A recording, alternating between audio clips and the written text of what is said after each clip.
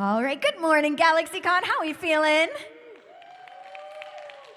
That's pretty good energy for this morning. All right, it is my absolute privilege to bring to the stage at this time the one and only Kristin Bauer.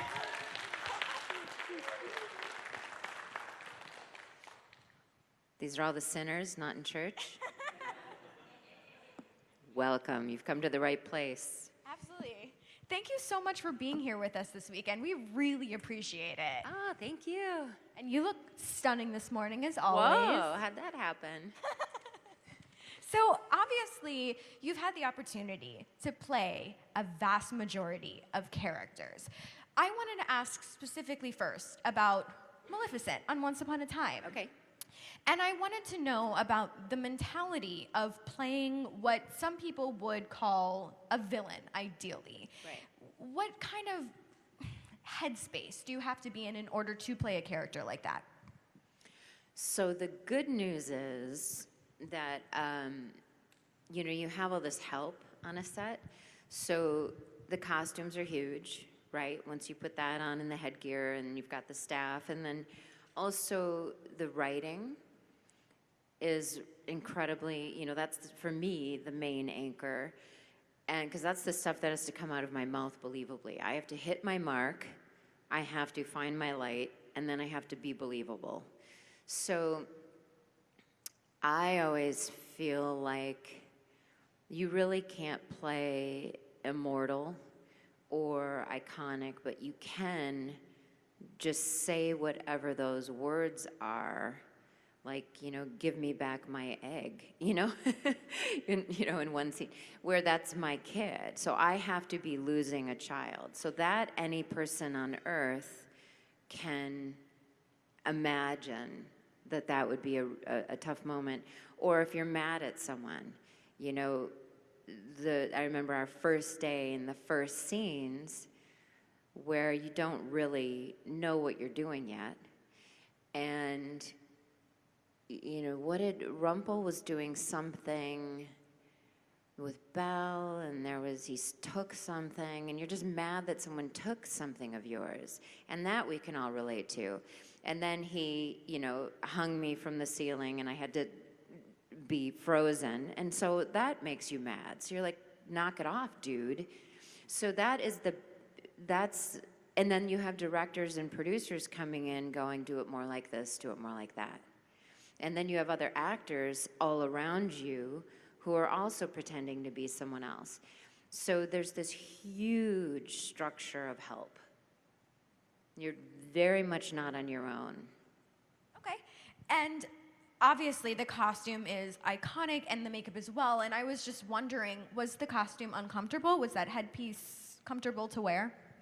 They had made two, and then once, or maybe they had made one, and then once they had my head and put it on, we realized that it didn't quite fit right and it was going to be uncomfortable.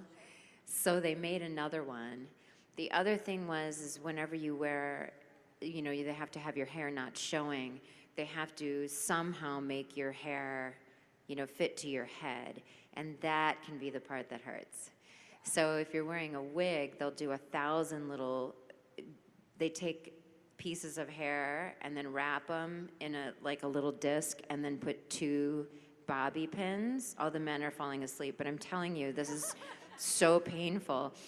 Very quickly, you have a headache. So instead, she figured out a way to braid my hair and wrap it like I was a really cute little Danish girl. And then they put a nylon stocking over your head, and it's super attractive.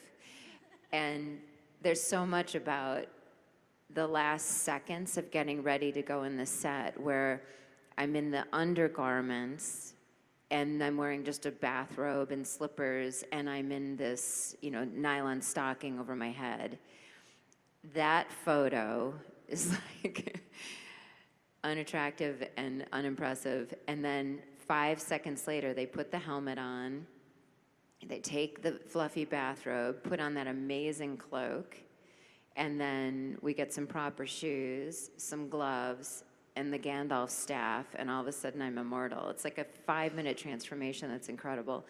And that costume was pretty comfortable. Oh, that's good. Yeah, and I didn't have to wear heels all day like playing Pam because you couldn't see my feet. So overall, it was pretty comfy. Well, obviously, Maleficent is one of the greatest villains of all time. What was it like auditioning to play a character that was already kind of well known? So here's the good news, the other good news. I have all kinds of good news for you. Oh, great. I didn't audition. You didn't audition? I didn't. They just called me and said, do you want to play Maleficent? And I said, was that the green lady I was really scared of when I was a kid? And they said, yeah. And I go, what is it? And I was with my mom in Wisconsin. And this was for the first scene in season 1, and the show hadn't aired yet. And my mom, I had to take her to her hair appointment. So she's standing there. She hates being late. And she's like, honey, we gotta go. And my agent and manager are arguing with each other. And I'm just listening to them argue. And one is saying, we don't know anything about this show. It hasn't aired. We don't know what it is. I'm already on True Blood. She's got to fly up on her day off and film and fly back. And what's the point? Why should she do a guest star? She's already on a show. And the other one is saying, why not do it? Eddie and Adam did Lost, for God's sakes. It could be a really cool show. It's a cool part. Why not? And they went back and forth like this. And my mom is going, honey, honey. And so I took out a coin and flipped it and said, heads, I'm going to do it. Tails, I'm not going to do it. And it was heads. And I said, I got to go. My mom hates to be late. I'm doing it. Click. Wait, so do you make a lot of decisions by the flip of a coin, or was this the first time? This is not the first time. And I always listen to the coin.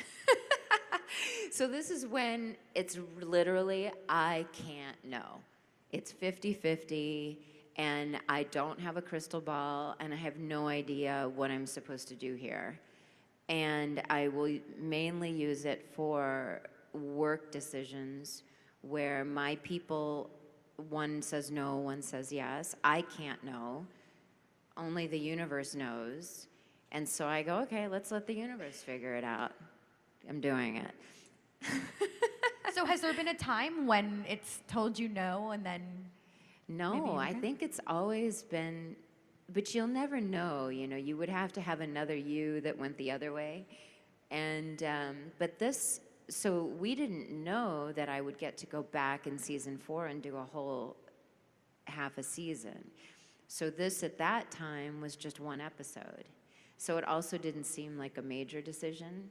And the show wasn't airing. We didn't know it would be so amazing. So we suspected it would be.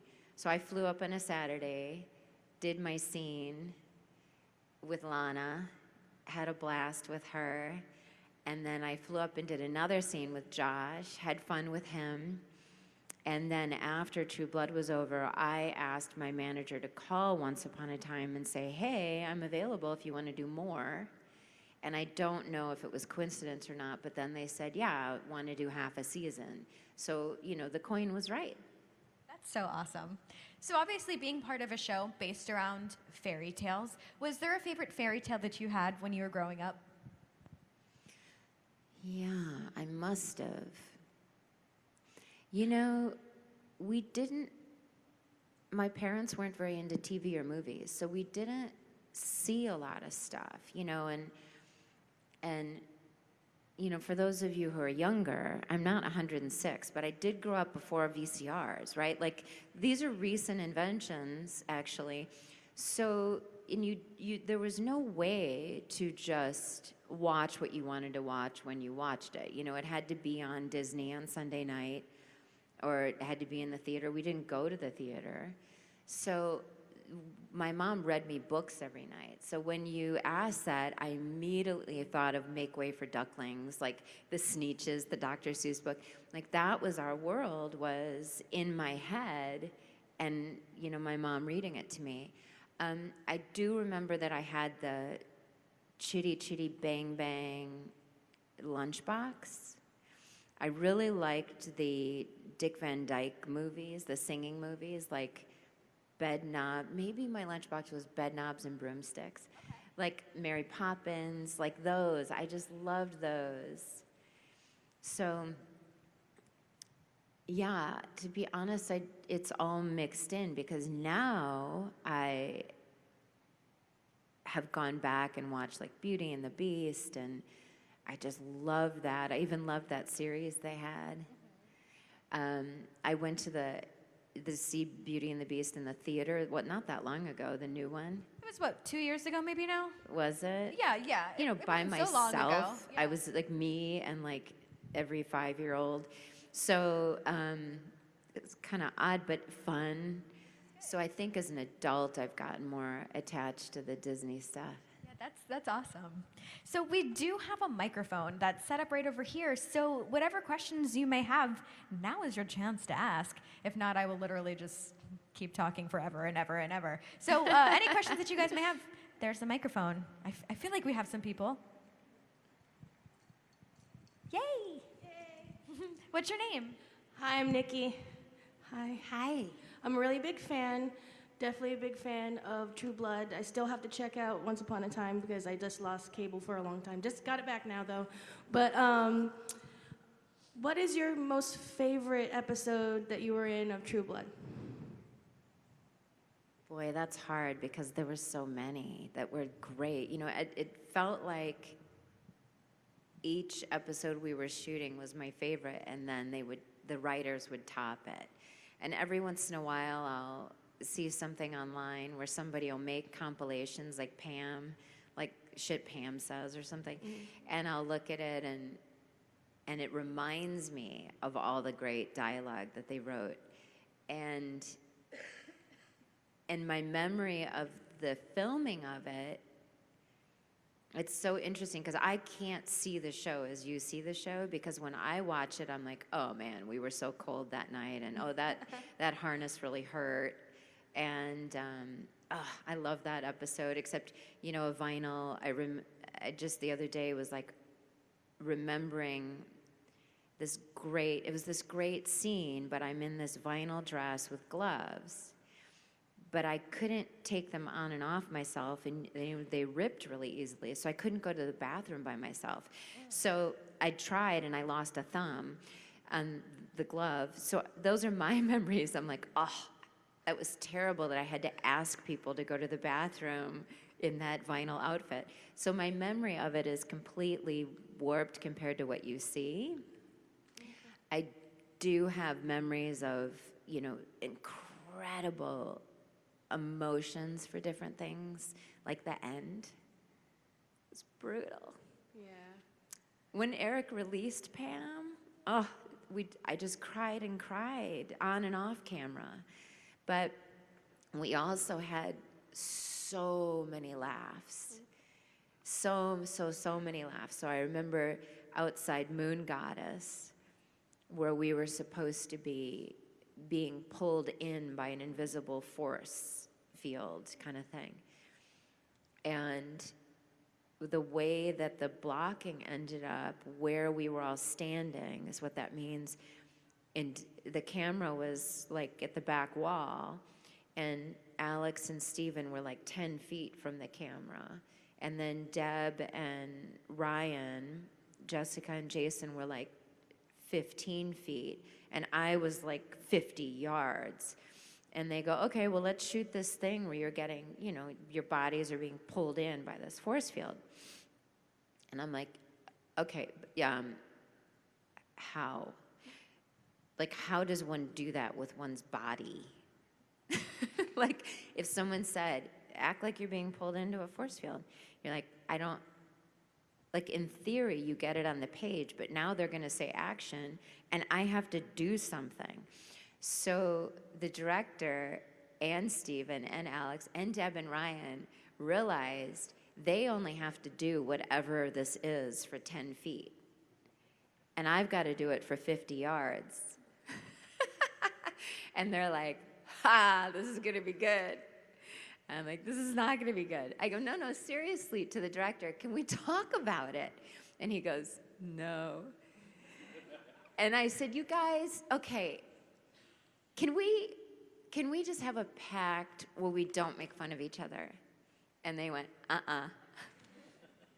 And so I did some sort of weird wiggle walk. Like it was the most embarrassing.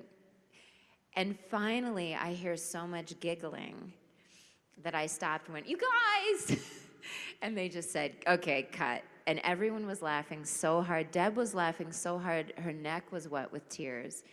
So that's my memory of a scene where you guys will watch it and go, oh no, the vampires are gonna die. And I'm like, oh my God, that was the most mortifying day of my life that entertained the heck out of my castmates. So they ended up going, this is not gonna work, clearly. So they put ropes around our waists and got the biggest guys on the set to pull us as hard as they could, and then they CGI'd out all the ropes. Oh, that's awesome. Yeah, so I have 200 of those stories in my head. That's awesome. Thank you for sharing that. And if you ever not want to flip a coin, I'm a tarot reader, so if I'm here and I'm free, See, give that's you what one I for need free. in those moments. You're so awesome. I'm such a big fan. Thank you so much. Thank you.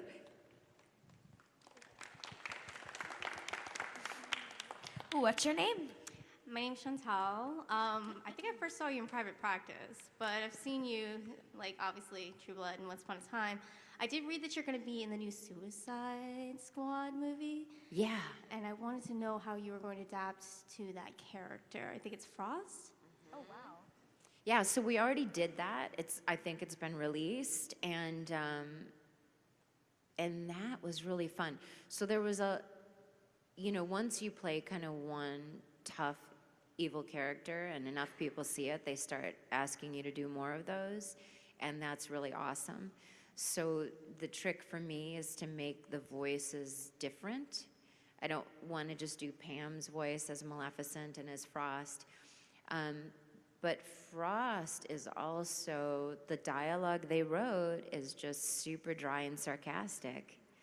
And how we did that, it's such an interesting process with animation. I just love it. You go in and you record each line 5 or 6 different ways, and then they pick later, and then after it's all drawn, you go back, and sometimes you will loop it, they call it, where you will have to match your mouth movement to the cartoon's mouth movement. And luckily, it's kind of based on how you did it. Otherwise, it would be impossible. And they'll sometimes ask for a different acting read. And then the other thing you do is you put in all the fight sounds. So you go, ugh, and she's getting punched, and then she's punching someone, and then she's being electrocuted. And again, I didn't at home know what I'd be doing today and get to practice by myself before I'm in front of people what it sounds like when you're being electrocuted. So you just have to go for it, and and then they go, great, or do it more this way. So we did all the fight sounds, and it's also impossible to do those sounds without acting it out. So the actor is alone in a booth going, ugh! There's no one punching you, so it looks insane. And then I got to see pieces of it. Actually, I saw the whole thing. They sent me a copy that I watched, and how it all comes together. And it's like the most fun thing in the world. Because I'm watching this cool animation going, wow, that's me. And then I'm like, no, it's not actually me. But it feels like me, but it's sort of me. But I said the voice, it's not me. But it's just so fun. So that's out there if you want to see it.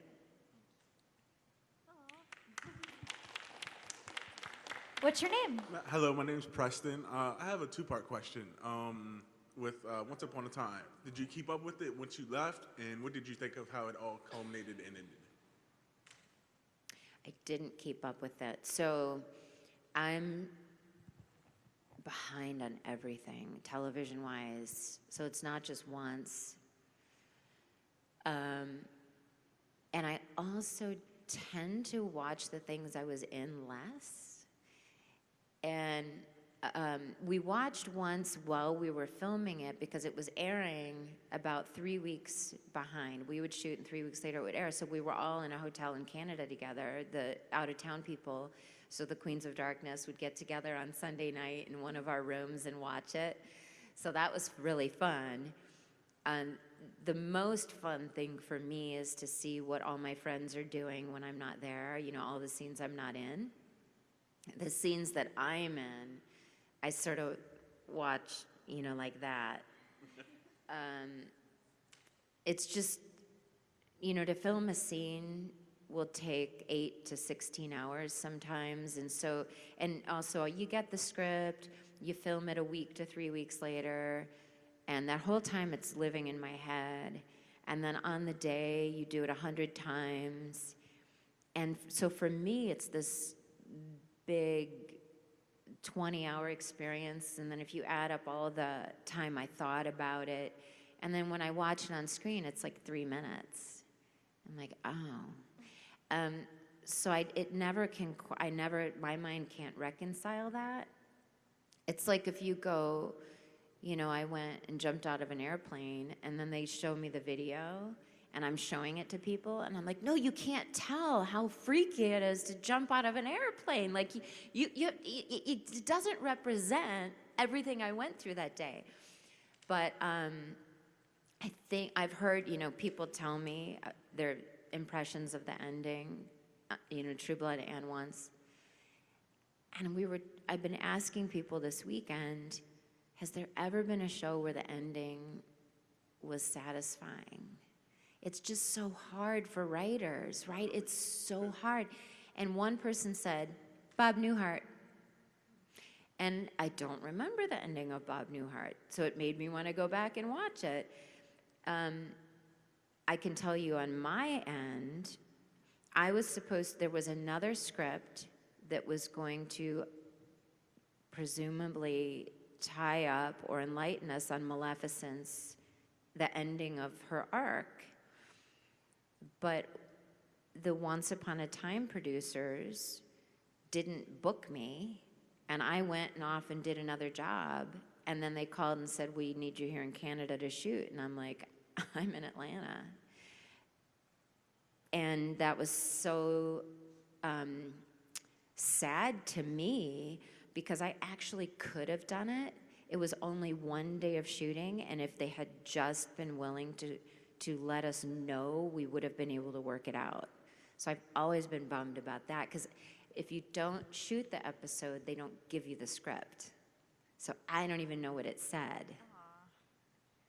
Thank you. Yeah. That's crazy. So you've jumped out of an airplane? I've jumped out of an airplane. Did you enjoy it? Yeah, I did it again. It's something I've always wanted to do, but I'm a little scared. You should be. Well, when you go, they have you fill out, do you want resuscitation? Who's your next of kin?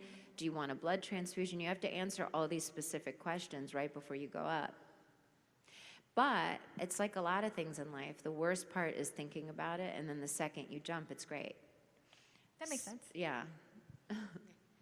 What's your name? Hi, I'm Faye. So my question is, the whole reason I started watching True Blood was because I read the Sookie Stackhouse series by Charlene Harris. So I was wondering, did you ever read any of the book series, and did it help you with your role as Pam? And if so, what was your favorite book? So when I got on the show, it hadn't aired yet, and I was in episode 4 first, and so when I got there, I'd been shooting something else in another country, and I landed from the Philippines, and super tired and jet-lagged, went straight to a fang fitting, wardrobe fitting. I think I got to go home, and then I went to the set. So I didn't actually know a lot about it. And then on the set, I found out, oh, you guys are already, 3 episodes in, and they're books? Oh. So I got the book, the first book, and I was religiously reading it. I was a little ahead in the book of the season, and they were very parallel. And I think that did help me. Although the bottom line is, I have to say the words that Alan Ball is writing and his incredible team of writers. So that's my only thing. I have to just stand on that mark and say this stuff the best I can. So even if I hadn't read the book, I would have used that as my map. And then the second season, on hiatus, I'm reading the second book, and Pam's not in it so much. And I was like really bummed. And then I wasn't in the second season as much as the first, and I was really sad.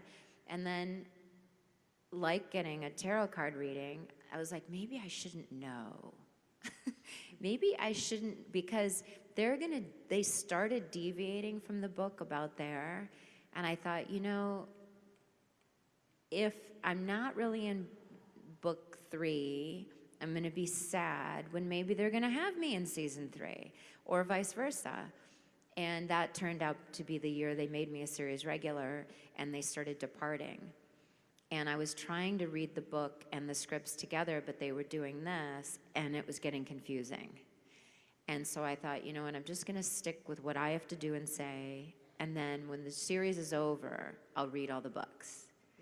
So I'm gonna do that. I've been obsessed with reading nonfiction lately for some reason, so I'm gonna do it. I got to meet Charlene a lot and just think she's the most incredible lady. Can't wait to read them, but I haven't yet. Well, they're really good, so hopefully you get a Yeah. chance. My mom read all of them like twice, you know? Like I've got half my family reading, so I will. Yeah. Thank you. Yeah. Hopefully your mom will let you borrow them, right? Yes. What's your name? Carla. Hi, Carla. How are Hi, you today? again. Are we doing another picture? Yes. Okay, we are good. Today. Well, my question was going to be very similar to her question, which was going to be what were your maybe 2 best Pam moments, but she already asked you some. I can't, one just did come to my mind though, Okay. where Pam's face is rotting. Yes. I love the things I get to say. Remember when my face was rotting? yes. And so the scenes that are the most fun for an actor to shoot, I think, is, I can only speak for myself, but I think this is generally true, are the scenes that are like 2 people having dialogue, especially great dialogue, because when there's vamp speeding, when there's stunts, prosthetics, everything is shot in like 2 lines, stop, reset, 2 lines, stop, go over here, 2 lines. There's no flow. And when there's 10 people in the scene and each person gets a line, there isn't a feeling of flow. So I had a full day where I had like 3 scenes with Stephen Moyer in his office, and I'm like, let me kill this chick. Look at my face. And it was so much fun. We had so much fun. And I was in prosthetics for like 5 hours, and that's challenging. I couldn't see out of one eye, which I didn't realize how challenging that would be. You lose all depth perception. You actually can't see where people are. They were saying, look at Stephen, and I'm like, I am. And they would go, no, he's to your right. Where? Here? It was very weird. But that is one of the days that stands out. It was so much fun. And he said something about like, all we need is another beekeeper or something like Yes, that. yes. He goes, try some perfume or some lipstick. Yes. And I go, right.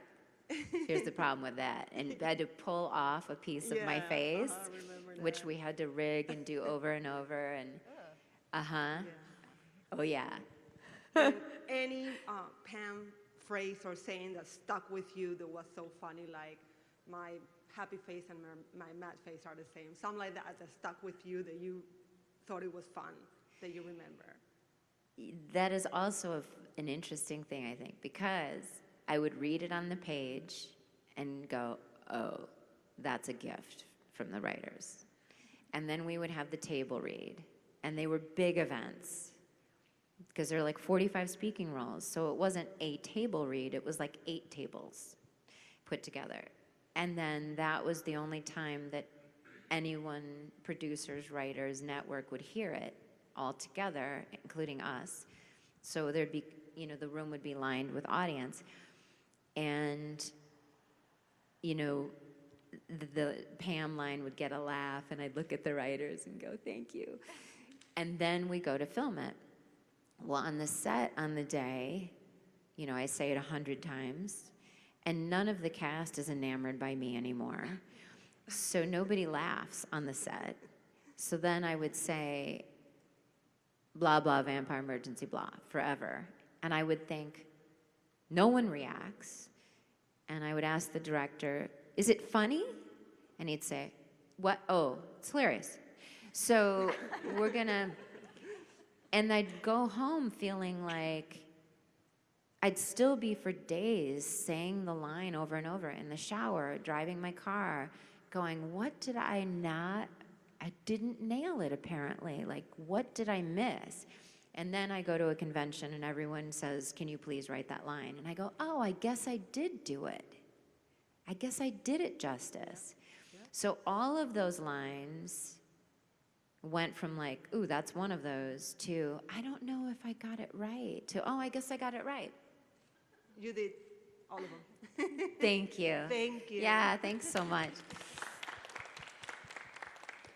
What's your name? Hi there, I'm Jill, and I'll get to see you in Paris here in a few weeks Oh, at yeah. the Once Upon a Time convention. which Yes. I'm super excited about because Josh and Jenny are going to be there, and a lot of my questions I was going to ask you've already answered, but I was just wondering if there was any particular castmate on Once Upon a Time that you really enjoyed working with. Well, again, Lana and I got a whole day together, just the two of us going back and forth with dialogue with no other elements to kind of interrupt the flow of the scene. And that's really a special occurrence. So she and I, oh my God, Lana has the best laugh. Yeah, she does. She does. So we just had such a ball. And it was, a 14-hour day. They shoot 14-hour days every day and literally pull the plug at 14, which is a nice short day for an actor, actually. But 14 hours, just me and Lana, and it was her backstory and my backstory, which always for an actor is a real lovely thing. And that was we just had a ball. But she was always super fun and generous. And Ginny and Josh were so sweet to me.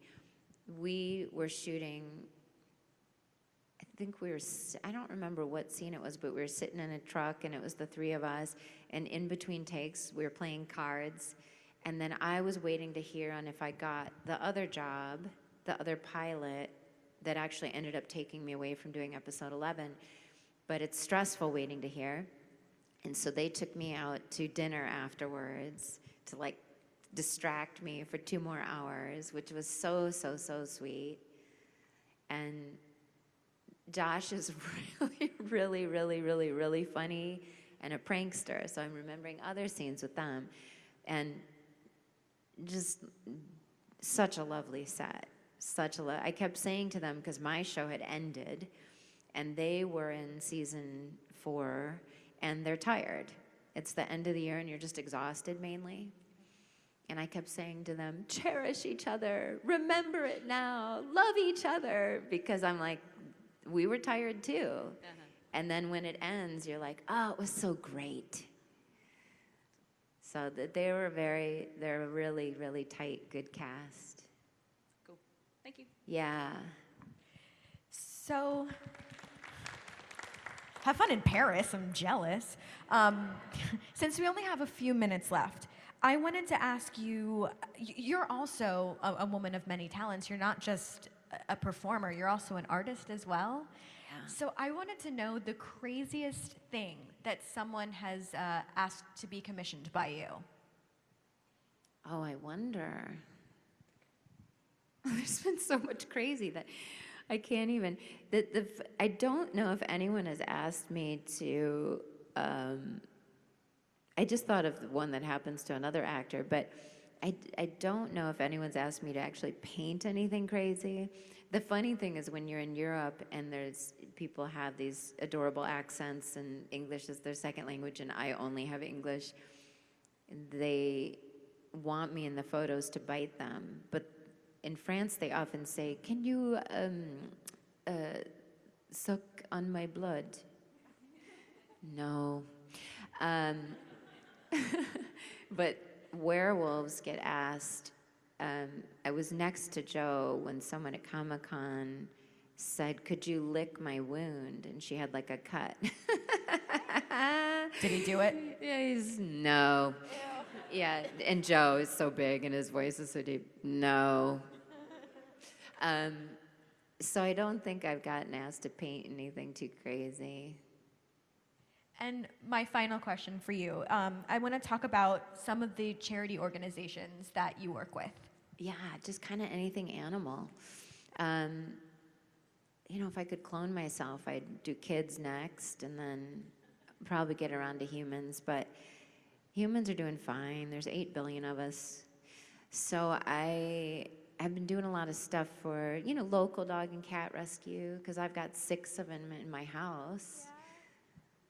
And so once you have 6 of them in your house, you're like, oh my God, there's 4 million still being killed out there.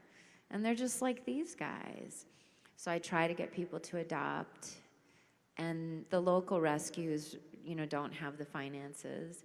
And then I get asked to show up at stuff, and then I research what they do. Like I just did a Humane Society event, and they're really incredible.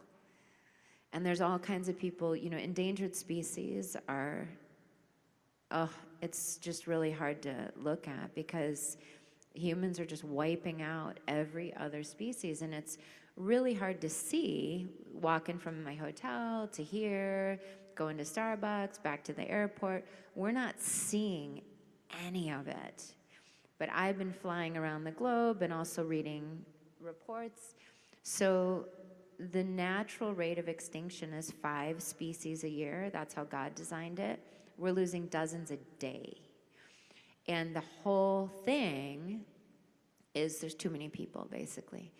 And we're also building homes and cities where animals used to live. So we're trying really hard to kind of get people to think about ways in which stuff we do every day affects somebody else you'll never meet.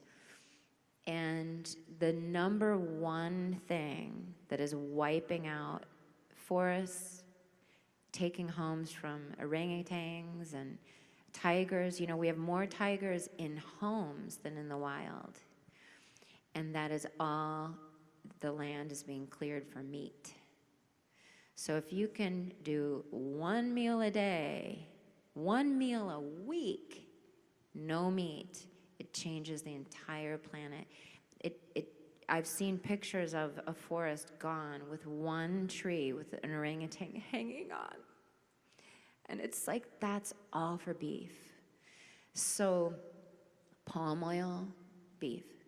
And those are the 2 things that are so easy for us and for the health of our own bodies.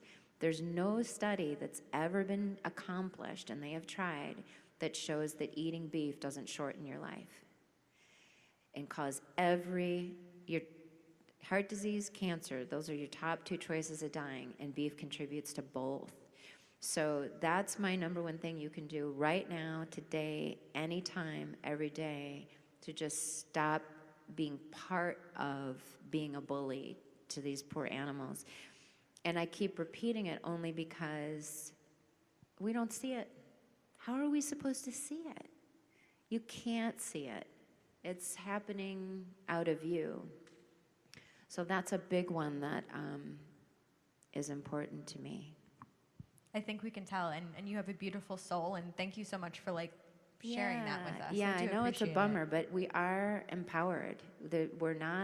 We're part of it, and we can change it in 5 minutes. Awesome. Well, any final thoughts before we have to wrap this up? No, I think, so I just found out I'm doing this new show with Jason Stackhouse. So Ryan Quanten and I are reunited on a show called Sacred Lies by a True Blood writer, producer, and director. So I get to go back to work with them in a week. So that'll be fun. That's awesome. And I think all of us now are going to be making most of our decisions based on a coin flip after this. So. Yeah, but there's a rule. You can't do it like 2 out of 3. You gotta like, Exactly. Yep. do you see what I'm saying? There are rules. You have to, I only pull out the coin when I'm gonna listen to it. That makes sense. Well, one more time, everybody, for Kristin Bauer. Thank you, everyone.